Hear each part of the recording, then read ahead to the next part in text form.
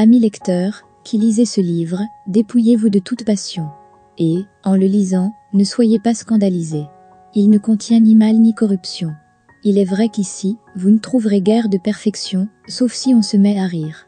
Autre sujet mon cœur ne peut choisir, à la vue du chagrin, qui vous mine et consume. Il vaut mieux traiter du rire que des larmes, parce que rire, est le propre de l'homme. Prologue de l'auteur. Buveurs très illustrés vous, vérolés très précieux, c'est à vous, à personne d'autre que sont dédiés mes écrits.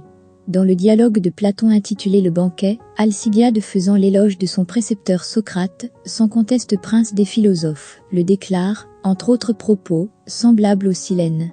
Les silènes étaient jadis de petites boîtes, comme on en voit à présent dans les boutiques des apothicaires. Au-dessus étaient peintes des figures amusantes et frivoles, harpies, satyres, oisons bridées, lièvres cornus, cannes battées, boucs volants, cerfs attelés et autres semblables figures imaginaires, arbitrairement inventées pour inciter les gens à rire, à l'instar de Silène, maître du bon Bacchus. Mais à l'intérieur, on conservait les fines drogues comme le baume, l'ambre gris, la maume, le musc, la civette, les pierreries et autres produits de grande valeur. Alcibiade disait que tel était Socrate, parce que, ne voyant que son physique, et le jugeant sur son aspect extérieur, vous n'en auriez pas donné une pelure d'oignon tant, il était posé de corps et ridicule en son maintien, le nez pointu, le regard d'un taureau, le visage d'un fol, ingénu dans ses mœurs, rustique en son vêtement, infortuné au regard de l'argent, malheureux en amour, inapte à tous les offices de la vie publique. Toujours riant, toujours prêt à trinquer avec chacun, toujours se moquant, toujours dissimulant son divin savoir. Mais en ouvrant une telle boîte, vous auriez trouvé au-dedans un ingrédient céleste et inappréciable, une intelligence plus qu'humaine, une force d'âme prodigieuse, un courage invincible, une sobriété sans égale, une sérénité incontestable, une fermeté parfaite, un incroyable détachement envers tous, pourquoi les humains s'appliquent tant à veiller, courir, travailler, naviguer et guerroyer.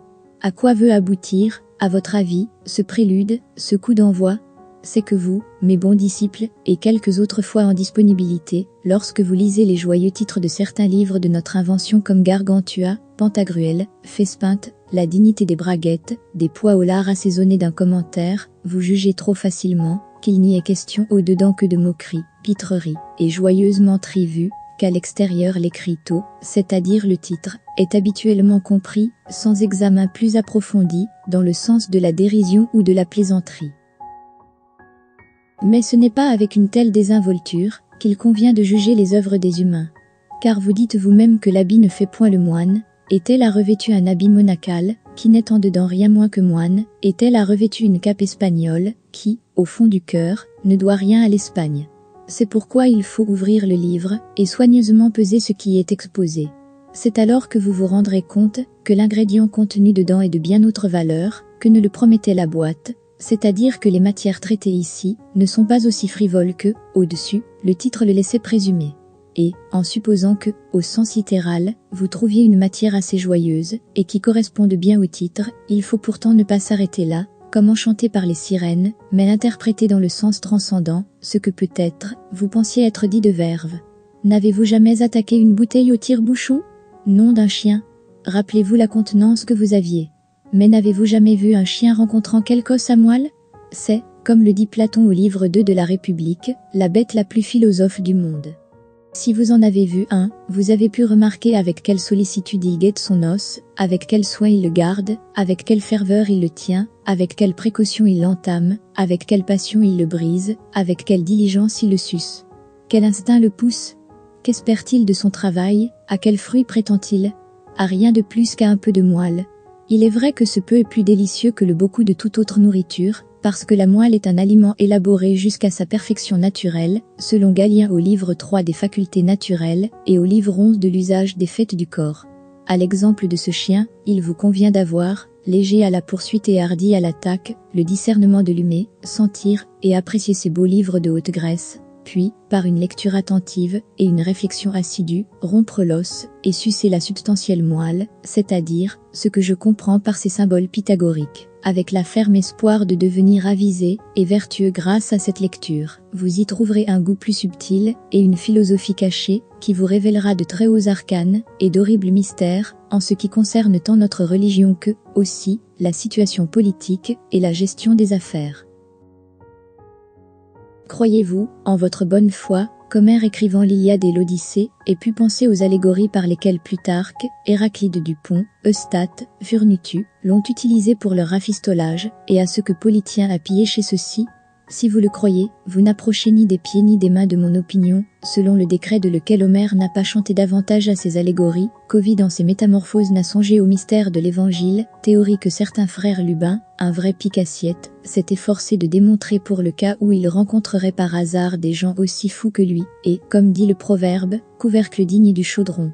Si vous ne le croyez pas, comment expliquer que vous n'adoptez pas la même attitude vis-à-vis de ces joyeuses et nouvelles chroniques en dépit du fait que, quand je les dictais, je n'y pensais pas plus que vous qui, par hasard, étiez-vous peut-être, comme moi, en train de boire? Car, pour composer ce livre seigneurial, je n'ai jamais perdu ni passé d'autre temps que celui qui était fixé pour me refaire, c'est-à-dire pour boire et manger.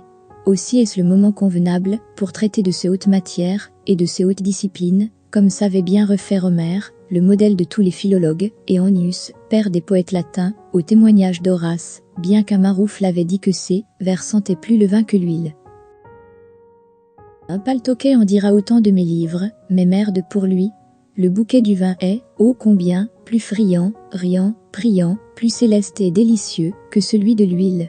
Et si l'on dit de moi que j'ai dépensé plus en vin qu'en huile, j'en tirerai gloire au même titre que Démosthène, quand on disait de lui qu'il dépensait plus, pour l'huile que pour le vin. Ce n'est pour moi qu'honneur et gloire, que d'avoir une solide réputation de bon vivant, et de joyeux compagnons. À ce titre, je suis le bienvenu dans toute bonne société de pantagruélistes. Un esprit chagrin fit à Démosthène ce reproche, que ses discours avaient la même odeur, que le tablier d'un marchand d'huile repoussant de saleté.